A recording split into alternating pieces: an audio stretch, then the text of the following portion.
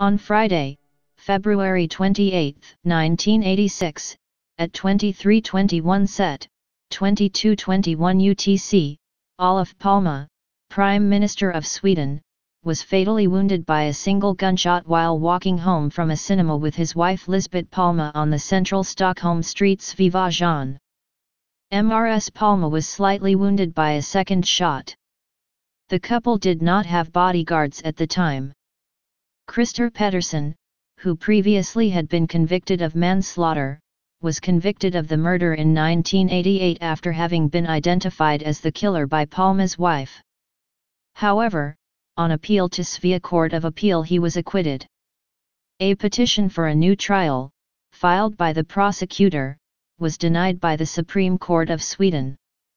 Pettersson died in late September 2004, legally declared not guilty of the Palme assassination. The case remains unsolved and has given rise to a number of conspiracy theories. Night of the assassination. Despite being Prime Minister, Palme sought to live as ordinary a life as possible. He would often go out without any bodyguard protection, and the night of his murder was one such occasion. Walking home from the Grand Cinema with his wife Lisbeth Palme on the central Stockholm street Sveavägen, close to midnight on February 28, 1986, the couple were attacked by a lone gunman. Palme was fatally shot in the back at close range at 23:21 CET. A second shot wounded Mrs. Palme. Police said that a taxi driver used his mobile radio to raise the alarm, and two girls in a nearby car tried to assist. He was pronounced dead on arrival at the hospital at 12:06 CET on March 1, 1986. The attacker escaped eastwards on the Tunnelgaten. Deputy Prime Minister Ingvar Carlsson immediately assumed the duties of Prime Minister and as new leader of the Social Democratic Party. Sequence of events. Cinema decision. Palme's decision to visit the Grand Cinema was made at very short notice. Lisbeth Palme had discussed seeing a film when she was at work during the afternoon, and called her son, Martin Palme, at 1700 hours to talk about the film at the Grand Cinema. Olof Palme did not hear about the plans until at home, at 1830, when he met with his wife, by which time Palme had already declined any further personal bodyguard protection from the security service. He talked to his son about the plans on the phone, and they eventually decided to join Martin and his girlfriend, who had already purchased tickets for themselves to see the Swedish comedy Bröderna Mozart, The Mozart Brothers, by Suzanne Osen. This decision was made about 2000 hours. The police later searched Palme's apartment, as well as Lisbeth's and Martin's workplaces, for wire-bugging devices or traces of such equipment, but did not find any. Grand Cinema. At 20:30 the Palmes left their apartment, unescorted, heading for the Gamla Stan metro station. Several people witnessed their short walk to the station and, according to the later police investigation, commented on the lack of bodyguards. The couple took the subway train to the Radmansgatan station, from where they walked to the Grand Cinema. They met their son and his girlfriend just outside the cinema around 2100 hours. Olof Palme had not yet purchased tickets which were by then almost sold out. Recognizing the Prime Minister, the ticket clerk wanted him to have the best seats, and therefore sold Palme the theatre director's seats. Murder. After the screening, the two couples stayed outside the theatre for a while but separated about 23:15. Olof and Lisbeth Palme headed south on the west side of Sveavägen, towards the northern entrance of the Hotorget metro station. When they reached the Adolf Fredrik Church, they crossed Sveavägen and continued on the street's east side. They stopped a moment to look at something in a shop window, continued past the Dekorama shop which was then located on the corner of Sveavägen and Tunnelgaten. At 23:21, a man appeared from behind, shot Mr. Palme at point-blank range and fired a second shot at Mrs. Palme. The perpetrator then jogged down Tunnelgaten Street, up the steps to Momskilnadsgatan and continued down David Bagari's Gata, where he was last seen. Timeline. Thanks to timestamps on records for radio and telecommunication, many events have been determined with a very high precision. 23 hours 21 minutes and 30 seconds Palma and his wife are shot. 23 hours 22 minutes and 20 seconds a witness calls the 90,000 SOS emergency line, but the call is misdirected and the caller is not put through to the police. 23 hours 23 minutes and 40 seconds a Jarfala taxi switchboard operator calls the police dispatch center to pass on a message from one of its drivers to the effect that someone has been shot at the corner Svivajan and Tunnelgatan. 23 hours and 24 minutes, ca. A police patrol, stationed a few hundred feet away, arrives on scene after being alerted by a second taxi driver who heard of the shooting on his taxi radio. 23 hours 24 minutes and 40 seconds the police dispatch center is contacted by the SOS Alarm Central concerning the shooting on Svivajan. The dispatch center operator denies knowledge about any such events. 23:24:00 23:25:30, ca. A patrol wagon stationed at Momskilnadsgatan, not far from the attacker's escape route arrives and is ordered by the commanding officer to hunt for the attacker. 23 hours and 25 minutes, ca. A passing ambulance is stopped and assists the victims.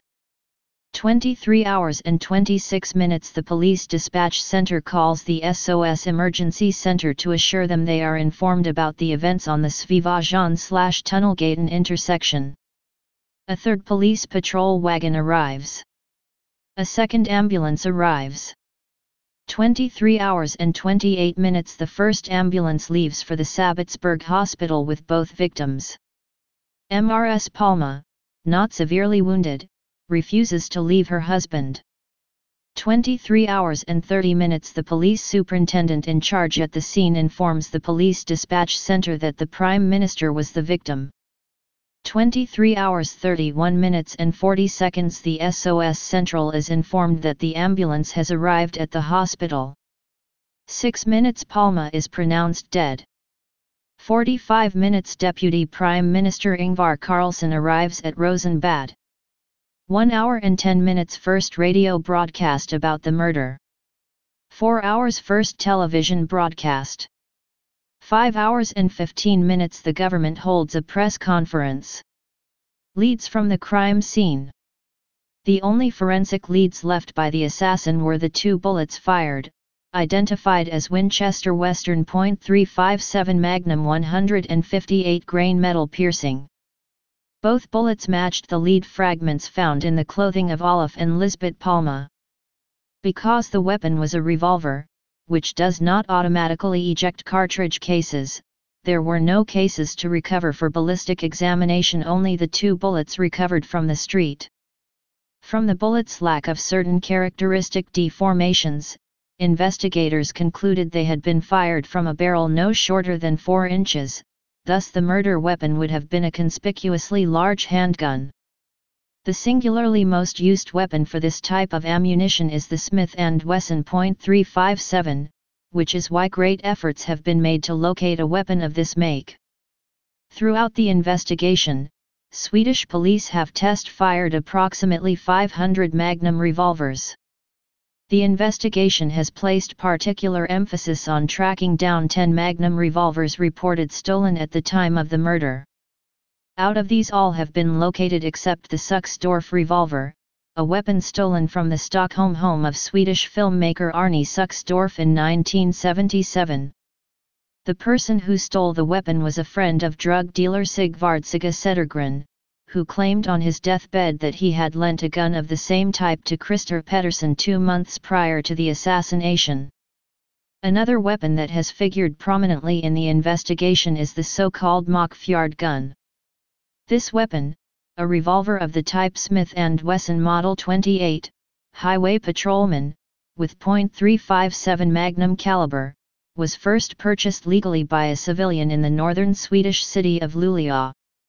The gun, along with 91 metal-piercing bullets, was stolen in a burglary in Haparanda in 1983 and is believed to have been used in the robbery of a post office in Mockfjord, Dalarna that same year. A lead isotope analysis of a bullet fired during the robbery confirmed it to have the same isotopic composition as the bullets retrieved from the assassination crime scene, verifying that the bullets were manufactured at the same time. In the autumn of 2006, Swedish police acting on a tip communicated to the Expressen newspaper retrieved a Smith & Wesson .357 revolver from a lake in Dalarna. The gun was determined to be the same one used in the post office robbery in Mockfjord, confirmed by the gun's serial number. The gun was transferred to the National Laboratory of Forensic Science in Linköping for further analysis. However, the laboratory concluded in May 2007 that tests on the gun could not confirm whether it was used in the Palme assassination, as it was too rusty. There were several witnesses to the murder, of whom more than 25 have come forward to the police. The killer was described by witnesses as a man between 30 and 50 years of age, about 180 to 185 centimeters tall, and wearing a dark jacket or coat. Many described him as having walked with a limp or otherwise clumsily. No witness was in a position to observe the killer's appearance in any detail. A police sketch of the supposed killer was widely circulated in the media a week after the murder, leading to a massive influx of tips from the public, but it was later determined that the witness on whose statement it was based probably had not seen the actual assailant. No good description of the killer's appearance therefore exists. Witnesses agreed on the killer's escape route. Murder theories. Palme's assassination remains unsolved, with a number of alternative theories surrounding the murder. At the time, a murder under Swedish law was subject to prescription in 25 years.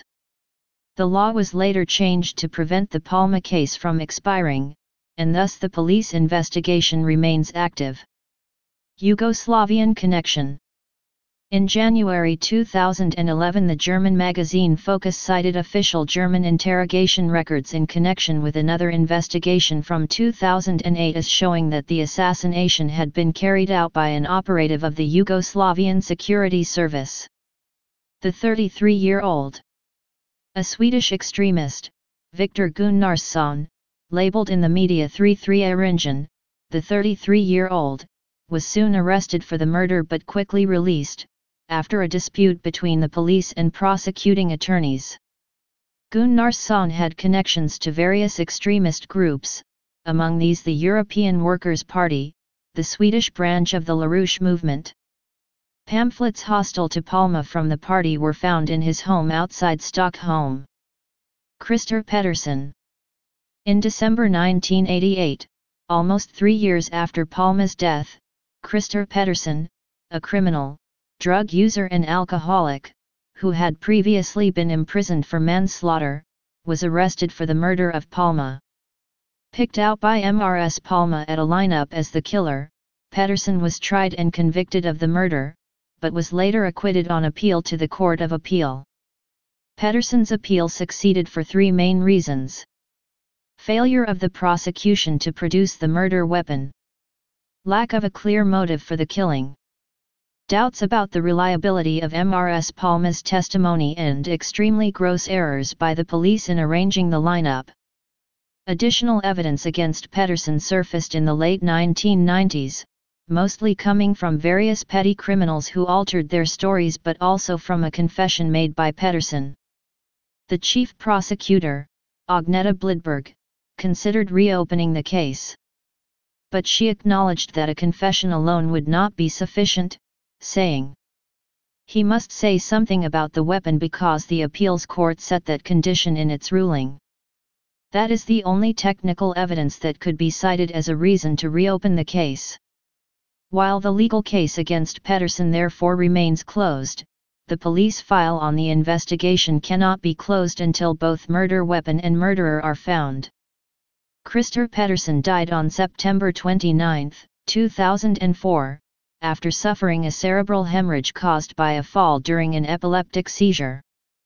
According to a documentary program broadcast on the Swedish television channel SVT in February 2006, associates of Pettersson claimed that he had confessed to them his role in the murder, but with the explanation that it was a case of mistaken identity.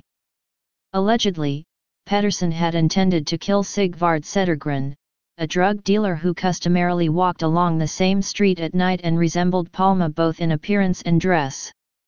The program also suggested there was greater police awareness than previously acknowledged because of surveillance of drug activity in the area. The police had several officers in apartments and cars along those few blocks of Sveavägen, but 45 minutes before the murder, the police monitoring ceased. In the light of these revelations, Swedish police undertook to review Palme's case and Pettersson's role. Writing in the newspaper Dagens Nyheter of February 28, 2006, other SVT reporters scathingly criticized the documentary, alleging that the filmmaker had fabricated a number of statements while omitting other contradictory evidence, in particular his chief source's earlier testimony that could not be reconciled with his claim to have seen the shooting. South Africa. On February 21, 1986, a week before he was murdered, Palme made the keynote address to the Swedish People's Parliament against apartheid held in Stockholm, attended by hundreds of anti-apartheid sympathizers as well as leaders and officials from the ANC and the anti-apartheid movement such as Oliver Tambo. In the address, Palme said, "Apartheid cannot be reformed, it has to be abolished."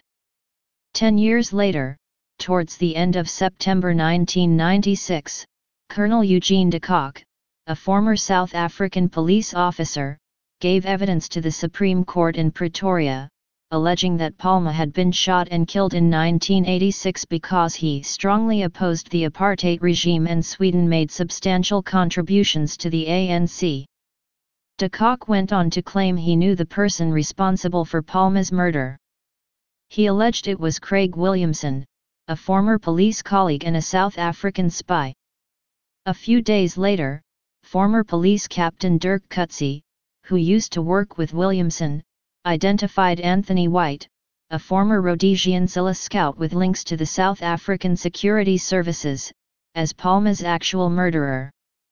Then a third person, Swedish mercenary Bertil Wedin, living in northern Cyprus since 1985, was named as the killer by former police lieutenant Peter Castleton, who had worked undercover for Williamson.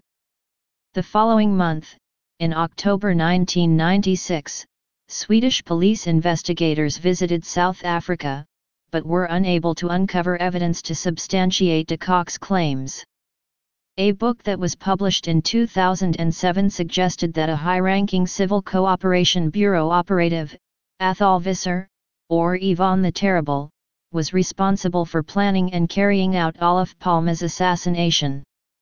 The September 8, 2010 edition of Efterlyst, Sweden's equivalent of BBC TV's Crime Watch programme, was co-hosted by Tommy Lindström, who was the head of Swedish CID at the time of Olof Palme's assassination. After being asked by Efterlyst's host Hasse Aro who he believed was behind the assassination of the Prime Minister, Lindström without hesitating pointed to apartheid South Africa as the #1 suspect. And the motive for this, he said, was to stop the payments, financed by the Soviet Union, that the Swedish government secretly paid, through Switzerland, to the African National Congress. Bofors and Indian connection. In his 2005 book Blood on the Snow, The Killing of Olof Palme, historian Jan Bonson advanced a theory that Palme's murder was linked with arms trades to India. Bonson's book meticulously recreated the assassination and its aftermath, and suggested that Palme had used his friendship with Rajiv Gandhi to secure a 8.4 billion Swedish kronor deal for the Swedish armaments company Bofors to supply the Indian army with howitzers. However, Palme did not know that behind his back Bofors had used a shady company called AE Services nominally based in Guildford, Surrey, England to bribe Indian government officials to conclude the deal, the Bofors scandal. Bonson alleged that on the morning he was assassinated, Palma had met with the Iraqi ambassador to Sweden, Mohammed Saeed al-Sahaf. The two discussed Bofors, which al-Sahaf knew well because of its arms sales during the Iran-Iraq War. Bahnsen suggested that the ambassador had told Palma about Bofors' activities, infuriating Palma. Bahnsen theorized that Palma's murder might have been inadvertently triggered by his conversation with the ambassador, if either the Bofors arms dealers or the middlemen working through AE services had a pre-arranged plan to silence the Prime Minister should he discover the truth and the deal with India become threatened.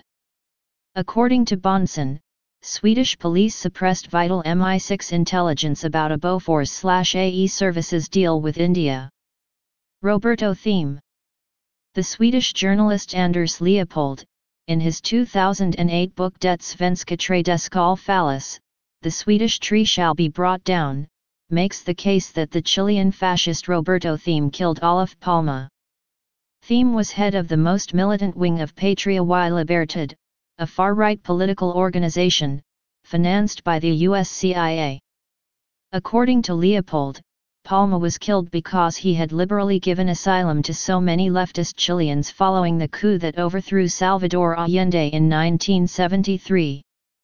Police conspiracy. In an article in the German weekly Die Zeit from March 1995, Klaus-Dieter Knapp presented his view of the assassination as a result of a conspiracy among Swedish right-wing extremist police officers. According to this report, the murderer was identified by two witnesses who happened to be at the scene and who knew the murderer from previous encounters. PKK. Hans Holmer, the Stockholm police commissioner, followed up an intelligence lead passed to him, supposedly by Bertil Wedin, and arrested a number of Kurds living in Sweden, after allegations that one of their organizations, the PKK, was responsible for the murder. The lead proved inconclusive however and ultimately led to Holmer's removal from the Palme murder investigation. 15 years later, in April 2001, a team of Swedish police officers went to interview PKK leader Abdullah Öcalan in a Turkish prison about Turkish allegations that a dissident Kurdish group, led by Öcalan's ex-wife, murdered Palme. The police team's visit proved futile. In 2007, renewed allegations of PKK complicity in Palme's assassination surfaced in Turkish media during the Ergenekon investigation, which was ongoing as of October 2008. The Turkish newspapers have several times claimed that the PKK has admitted the murder, but the PKK have always denied all claims. In 1998, the PKK said that there is a strong indication that the Turkish side is trying to discredit the PKK using Olof Palme's murder. Also, many Kurdish organizations believe that the initial claims were propaganda of the Turkish government. The CIA and P2 connection. Another plot sees the involvement of the CIA and the Italian Masonic Lodge Propaganda Do led by Licio Gelli, who wrote, in a telegram to Philip Guarino, that the Swedish tree will be felled. Other theories. John Ausonius, the Laser Man, also known as John Stan Ehrman, was initially one of the suspects, but it turned out that Ausonius had a solid alibi, as he was imprisoned on the night Palme was shot. Trowbridge H. Ford, a former U.S. Army intelligence agent now living in Stockholm, among other bloggers, theorizes that Palme, as the UN mediator seeking an end to the Iran-Iraq war, was assassinated because he fell afoul of Iran-Contra. Figures. The cost of the investigation stands at 350 million Swedish kronor, 38 million euros, or $45 million as of February 25, 2006. The total number of pages accumulated during the investigation is around 700,000. According to criminologist Leif G. W. Persson, the investigation is the largest in global police history. The reward for solving the murder is 50 million Swedish kronor, approximately 5 million euros or $7 million. Film portrayals. In the 1998 Swedish fictional thriller film The Last Contract, Sista Kontraktet, Palma's assassination was portrayed as having been planned by a hired assassin. Please subscribe and thanks for watching.